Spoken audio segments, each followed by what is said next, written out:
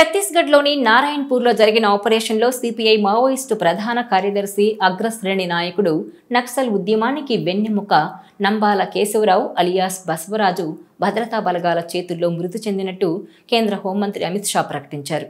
Maoist party ప్రధాన కార్యదర్శి స్థాయి నేత భద్రతా దళాల చేతుల్లో మరణించడం ఇదే మొదటిసారి.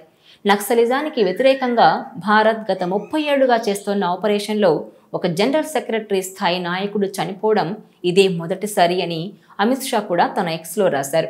మావోయిస్టు పార్టీ అగ్రనాయకుడు నంబాల కేశవరావు అలియాస్ బసవరాజు తెలుగు రాష్ట్రాల్లో నక్సల్ ఉద్యమ మూలాలున్న శ్రీకాకుళం జిల్లాకు చెందినవారు. కోటబొమ్మాళి మండలం కేంద్రానికి సుమారు 4 కిలోమీటర్ల దూరంలోని ఓ చిన్న గ్రామమైన జియ్యన్నపేటలో 1955లో జన్మించారు నంబాల. ఆయన తండ్రి వాసుదేవరావు ఉపాధ్యాయుడిగా పనిచేసేవారు. తల్లి పేరు లక్ష్మీనారాయణమ్మ. వాసుదేవరావు దంపతులకు 3 కుమారులు, 3 కుమార్తెలు, మొత్తం 6 సంతానం. వారిలో రెండో సంతానం కేశవరావు. కేశవరావు అన్న ఢిల్లీశ్వరరావు కబడ్డీ క్రీడాకారుడు. ఆయన పోర్ట్ బ్లెయిర్ పోర్ట్ చైర్మన్గా పనిచేశారు. ప్రస్తుతం విశాఖపట్నంలో విశ్రాంత జీవితాన్ని గడుపుతున్నారాయన. కేశవరావు కుటుంబంపై తొలి నుంచి శ్రీకాకుళం భూ ఉద్యమ ప్రభావం ఉంది. నంబాల కాలేజీలో చదువుకునే టైంలోనే విద్యార్థి సంఘానికి నాయకత్వం వహించారు. అప్పటి నుంచే ఉద్యమ స్వభావం ఆయనలో కనిపించేది. వరంగల్లోని రీజనల్ ఇంజనీరింగ్ కాలేజ్ RECలో బీటెక్లో చేరారు. అన్న ఢిల్లీశ్వరరావులాగే కబడ్డీ ఆటతో పాటు వాలీబాల్ క్రీడాకారుడిగా రాణించారు. అప్పటికే రాడికల్ ఉద్యమంలో ఉన్న సూరపనేని జనార్దన్, జన్ను చిన్నాల ప్రభావంతో ఆ దిశగా అడుగులు వేశారు. అదే సమయంలో సిపిఐ ML నాయకుడు పీపుల్స్ వార్ పార్టీ సారథి కొండపల్లి సీతారామయ్య REC విద్యార్థులతో టచ్లో ఉండేవారు. విద్యార్థి ఉద్యమాల్లో గైడ్ చేసేవారు. మరో సిపిఐ ML నాయకుడు KG సత్యమూర్తి కూడా వారిని కలుస్తుండేవారు. వారి ప్రభావంతో కేశవరావు 1976లో పీపుల్స్ వార్ పార్టీలో చేరారు. 1980లో గెరిల్లా జోన్ ఏర్పాటు చేయాలని పీపుల్స్ వార్ పార్టీ తీసుకున్న నిర్ణయం మేరకు కేశవరావు విశాఖపట్నం, తూర్పుగోదావరి జిల్లాల సరిహద్దులోని మన్యం ప్రాంతానికి వెళ్లారు. దీన్నే ఈస్ట్ డివిజన్గా వ్యవహరించేవారు. కృష్ణా పేరుతో గిరిజనులతో కలిసి ఉద్యమ కార్యకలాపాలు నిర్వహిస్తుండగా కొద్ది రోజులకే పోలీసులు అరెస్టు చేశారు. బెయిల్పై విడుదలైన తర్వాత పూర్తిగా అజ్ఞాతవాసంలోకి వెళ్లిపోయారాయన. నాటి నుంచి దాదాపు 45 ఏళ్లలో మరెప్పుడూ కేశవరావు అరెస్టు కాలేదు. 1987 చివరిలో కేశవరావు ఒంటరిగా విశాఖపట్నం వచ్చారు. పక్కా సమాచారంతో పోలీసులు మద్దెలపాలెం వద్ద మాటు వేసి కేశవరావును పట్టుకునే ప్రయత్నం చేశారని, క్రీడాకారుడు 6 అడుగుల ఆజానుబాహుడు కావడంతో గట్టిగా విదిలించుకొని తప్పించుకున్నారని సన్నిహితులు చెప్తారు. ఇక కేశవరావు తొలుత ఈస్ట్ డివిజన్కు గంగన్న పేరుతో కార్యదర్శిగా పనిచేశారు. ఈస్ట్ డివిజన్తో పాటు నాటి మధ్యప్రదేశ్లోని బస్తర్ జిల్లా, మహారాష్ట్రలోని గడ్చిరోలి జిల్లా, ఉత్తర తెలంగాణ ప్రాంతంలోని ఆదిలాబాద్ జిల్లా, ఈ 4 ప్రాంతాలను కలుపుతూ దండకారణ్య కమిటీ ఏర్పాటైంది. ఈ కమిటీలో కేశవరావుతో పాటు కోటేశ్వరరావు, కటకం సుదర్శన్ సభ్యులుగా ఉండేవారు. 1990లో జరిగిన పార్టీ ప్లేనరీలో కేంద్ర కమిటీ కార్యదర్శిగా కొండపల్లి సీతారామయ్య స్థానంలో గణపతి సభ్యుడిగా కేశవరావు ఎన్నికయ్యారు. ఆ తర్వాత కేశవరావు దండకారణ్య కమిటీ కార్యదర్శి అయ్యారు. ఆ తర్వాత కొంతకాలానికే కొండపల్లిని పార్టీ నుంచి బహిష్కరించారు. తర్వాతి కాలంలో గణపతి మరికొందరితో పాటు కేశవరావు పార్టీలో కీలక నేతగా ఎదిగారు. కేంద్ర కమిటీలో సైనిక వ్యవహారాలు చూసే ప్రత్యేక విభాగానికి నాయకుడిగా 1995 నుంచి బసవరాజు, BR పేర్లతో కేశవరావు నాయకత్వం వహించారు.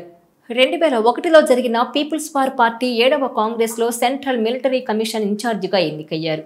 దేశంలో బలమైన 2 సాయుధ మావోయిస్టు గ్రూపుల్లో ఒకటైన Maoist communist centre MCC people's war విలీనమై 2004 సెప్టెంబర్లో కమ్యూనిస్టు పార్టీ ఆఫ్ ఇండియా మావోయిస్టుగా ఆవిర్భవించిన తర్వాత కూడా అదే పదవిలో కొనసాగారు. వయోభారం, అనారోగ్యంతో 2016లో గణపతి మావోయిస్టు పార్టీ కేంద్ర కమిటీ కార్యదర్శి పదవి నుంచి తప్పుకున్న తర్వాత ఆ స్థానంలో కేశవరావు బాధ్యతలు చేపట్టారు.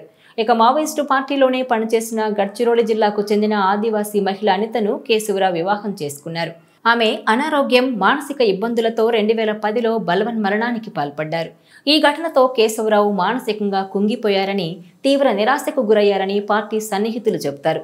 పీపుల్స్ వార్ చరిత్రలో 1987లో తొలిసారిగా తూర్పుగోదావరి జిల్లా దారగడ్డలో పోలీస్ బలగాలపై గెరిల్లా దళం చేసిన అంబుష్కు కేశవరావు నాయకత్వం వహించారని సన్నిహితులు చెబుతారు. ఈ ఘటనలో APSP పోలీసులు 6 చనిపోయారు.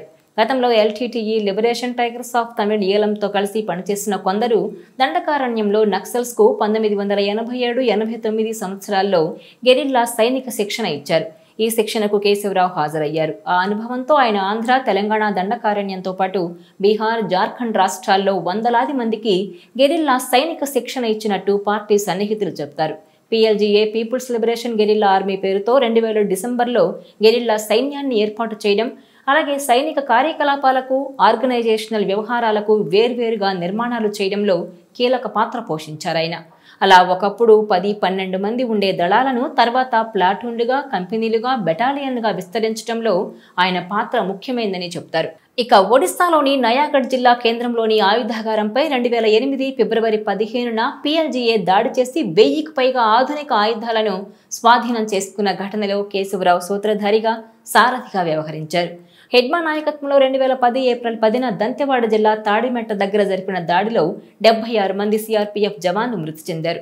ఈ దాడి వెనుక వ్యూహకర్త కేశవరావు అని చెబుతారు. మావోయిస్టు పార్టీకి ప్రధాన కార్యదర్శిగా ఉన్న నంబాల కేశవరావును ఛత్తీస్గఢ్ అడవుల్లో చనిపోయారని నిర్ధారణ చేసుకున్న తర్వాత అమిత్ షా ట్వీట్ చేశారు. నక్సలిజం అంతం దిశగా గొప్ప విజయం సాధించామన్నారు. వచ్చే ఏడాది మార్చి 31 నాటికి దేశంలో నక్సలిజం ఉండకుండా చేస్తామని స్పష్టం చేశారు. అమిత్ షా ట్వీట్పై ప్రధాని మోదీ కూడా స్పందించారు. మావోయిస్టులపై గొప్ప విజయం సాధించామని హోంశాఖను అభినందించారు. స్వయంగా ప్రధాని మోడీ, హోంమంత్రి అమిత్ షాలు కూడా ట్వీట్లు చేసి స్పందించారంటే నంబాల కేశవరావు ఏ స్థాయి మావోయిస్టో అర్థం చేసుకోవచ్చు. మావోయిస్టులు చేసే మిలిటరీ దాడుల్లో ఆయన పాత్రే కీలకం. చంద్రబాబుపై అలిపిరి ఘటనకు కూడా నంబాల కేశవరావు ప్లానే సిద్ధం చేశారని అంటారు. వందల మంది బలగాలు చనిపోయే ఘటనల్లో కేశవరావు పాత్ర కీలకమట. అందుకే ఆయన చనిపోవడం అంటే మావోయిస్టు పార్టీ పునాదులు పెగిలించినట్టేనని భావిస్తున్నారు. మోదీ, షా ట్వీట్లు దాన్ని సూచిస్తున్నాయి. నంబాల కేశవరావుపై 1.5 కోటికి పైగా రివార్డు ఉంది. ఈ స్థాయిలో రివార్డు మామూలు మావోయిస్టులకు ప్రకటించరు. మావోయిస్టు పార్టీలో ఇక బతికి ఉన్న అగ్రనేతలెవరన్నది అర్థం కాని ఫజిల్గా మారింది. మిగిలిన వారి కోసం వేట సాగిస్తున్నారు. మావోయిస్టు అనే వ్యక్తి లేకుండా చేయాలని కేంద్రం పట్టుదలగా ఉంది. తమ పరిస్థితి అర్థమైపోయి శాంతి చర్చల కోసం పిలుపునిస్తున్నా కేంద్రం పట్టించుకోవడం లేదట. BRS, కాంగ్రెస్ మాత్రం చర్చలు జరపాలని అంటున్నాయి.